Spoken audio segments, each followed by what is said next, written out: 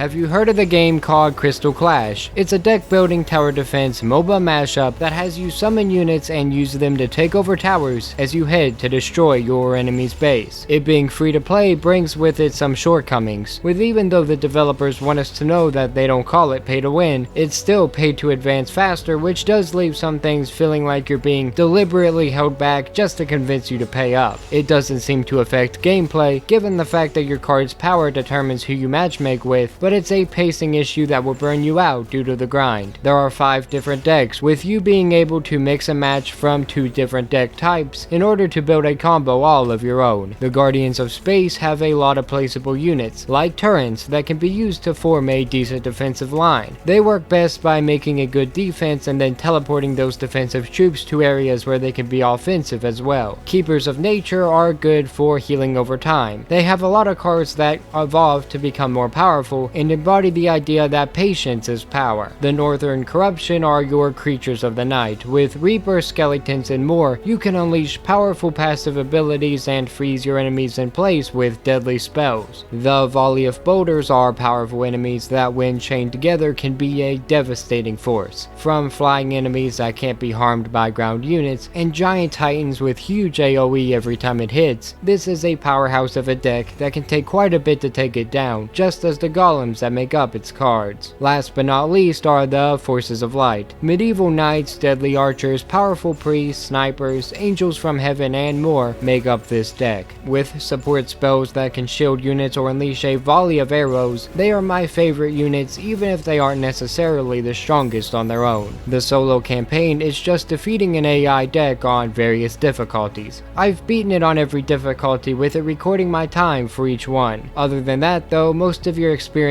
will be online, and you're going to want to find a friend to play it with. Matchmaking solo takes forever, since you're relying on someone else doing the same so you can join up for a 2-on-2. There isn't 1v1 matchmaking. A strange decision, but hey, no skin off my back. Just keep it in mind if you're a solo player. Ways that you can unlock cards is from the shop of course, but also through progression trees unique to each of the decks. You have to grind out currency in order to get the cards you unlock through the tree though, and if you don't buy premium, the amount of currency you unlock every battle is significantly lower than it would be if you did, bringing me back to that pacing I brought up earlier. You also unlock a choice between 3 cards every time you level up, but sometimes cards will be locked, so it's more of an illusion of choice at that point. You also can't choose where your units will be placed within the deck, causing some to be locked off to a certain time within the battle, and your unit bar to be a bit confusing with units being between spells instead of it all being in categorical areas. This one bothered me a bit,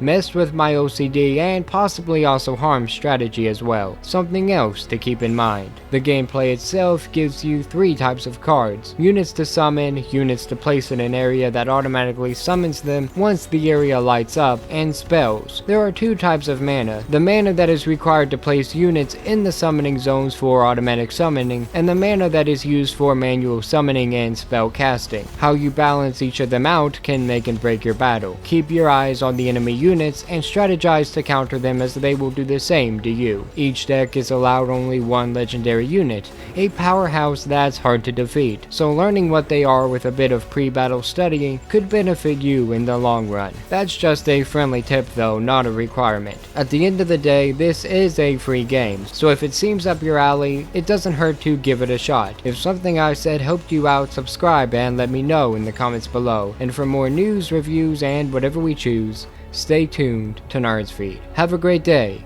Thank you.